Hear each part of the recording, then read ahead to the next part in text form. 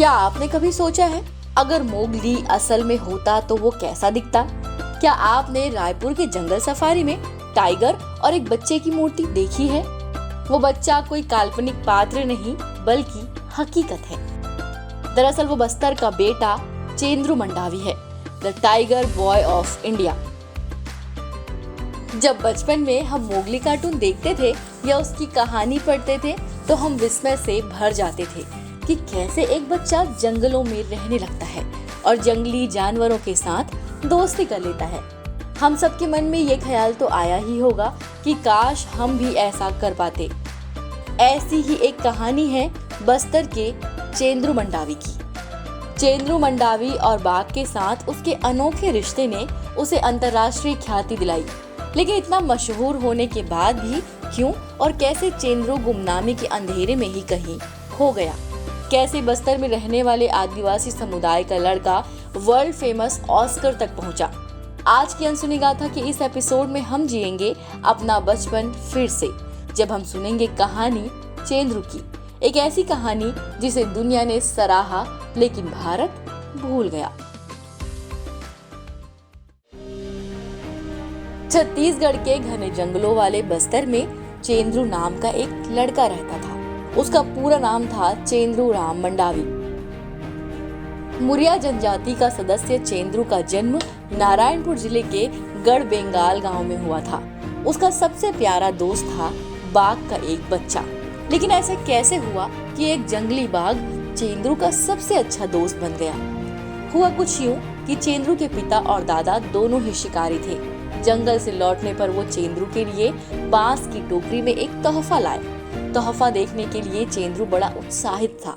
जैसे ही उसने ये टोकरी खोली तो वो खुशी से झूम उठा। टोकरी में शेर का बच्चा था, जिसे देख चेंद्रू ने उसे अपने गले से लगा लिया। इस खास तोहफे ने चेंद्रू का जीवन ही बदल दिया। बस फिर क्या था, बाघ और चेंद्रू की अच्छी दोस्ती हो गई। चेंद्रू ने अपने इस दोस्त का नाम टेम्बू रखा। चेंद्रू और टेम्बू एक साथ गांव के जंगल में घूमते, नदी में मछलियां पकड़ते और जंगल में दूसरे जानवरों के साथ भी खेलते। चेंद्रू टेम्बू को गाय और बकरी का दूध पिलाता था। चेंद्रू और बाघ की दोस्ती का ये किस्सा गांव-गांव फैल गया, यहाँ तक विदेश तक पहुँच गया।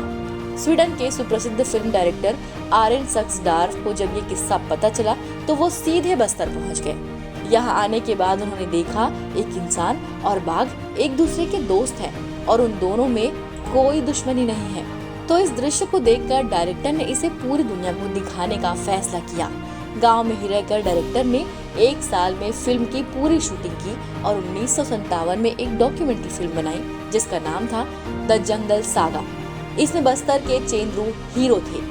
द जंगल सागा जब पूरे यूरोपीय देशों के सेल्यूलाइट पर्दे पर चली तो रातों रात चेंद्रू हॉलीवुड स्टार हो गए और वो टाइगर बॉय ऑफ इंडिया के नाम से मशहूर हो गए। बस्तर के हरे भरे जंगलों के शानदार दृश्य और इसकी स्वदेशी संस्कृति के चित्रण ने इस क्षेत्र को भी वैश्विक पहचान दिलाई। प्रसिद्ध सितार वादक भारत रत्न रविशंकर द्वारा संगीतबद्ध इस स्वीडिश डॉक्यूमेंट्री को ऑस्कर मिला। फ्रांस, स्वीडन, ब्रिटेन और दुनिया के कोने कोने से लोग सिर्फ उनकी एक झलक देखने और उनके एक तस्वीर को अपने कैमरे में कैद करने के लिए बस्तर आते थे। बस्तर का चेंद्रू अब पूरी दुनिया में टाइगर बॉय और मोगली के नाम से प्रसिद्ध हो गया। अरेन सक्सडार्फ की पत्नी एस्ट्रिड एक सफल फोटोग्राफर थी। फिल्म शूटिंग के समय उन्होंने चेंद्रू की कई तस्वीरें खींची और एक किताब में प्रकाशित की जिसका नाम रखा Chendru the boy and the tiger. आगे चलकर ये एक बेस्ट सेलिंग किताब बनी जो आज भी दुनिया में पढ़ी जाती है। 1959 में चेंद्रू मंडावी टाइम मैगजीन के कवर पेज पर छपने वाले पहले भारतीय आदिवासी बच्चे बने। द जंगल सागा ने चेंद्रू को दुनिया भर में मशहूर कर दिया। अरेन सक्सडार्फ चेंद्रू को अपने साथ स्वीडन ले गए। स्वीडन चेंद्रू के लिए अलग ही दुनिया थी। स्वीडन में चेंद्रू करीब 1 साल रहे और इस दौरान उन्हें काफी पहचान मिली। लेकिन 1 साल बाद जब चेंद्रू वापस घर लौटे तो उनकी प्रसिद्धि की चमक फीकी पड़ने लगी। मुंबई पहुंचकर उनकी मुलाकात तत्कालीन प्रधानमंत्री जवाहरलाल नेहरू से हुई। उन्होंने चेंद्रू को पढ़ने के लिए कहा पर चेंद्रू के पिता ने उन्हें वापस बुला लिया। जब चेंद्रू बस्तर के अपने गांव वापस लौटे तो उसके कुछ दिन बाद टेम्बू टाइगर की मौत हो गई। टेम्बू के जाने के बाद चेंद्रू उदास रहने लगे और वो धीरे धीरे पुरानी जिंदगी में लौट गए। चेंद्रू मंडावी की शादी एक सामान्य आदिवासी रीति रिवाज के अनुसार हुई थी। उन्होंने बस्तर के ही एक गांव की आदिवासी लड़की से विवाह किया। टाइम मैगजीन, विदेशी फिल्में और अंतर्राष्ट्रीय पहचान के बावजूद भी चेंद्रू ने अपनी जड़ों को नहीं छोड़ा। उन्होंने अपने समुदाय में ही जीवन साथी चुना और अपने गांव लौटकर पारंपरिक जीवन अपनाया। उनकी शादी और जीवन शैली में भी कभी भी प्रचार या प्रसिद्धि की चाह नहीं दिखाई दी। ये दर्शाता है कि उनके लिए संस्कृति और आत्मसम्मान ज्यादा मायने रखता था, न कि ग्लैमर। ये एक विडंबना ही है कि हॉलीवुड फिल्म करने के बाद भी उनके जीवन के आखिरी सालों में उन्हें 2 वक्त की रोटी जुटानी पड़ी। गुमनामी की जिंदगी जीते चेंद्रू मंडावी ने साल 2013 में 78 साल की उम्र में दुनिया को अलविदा कह दिया।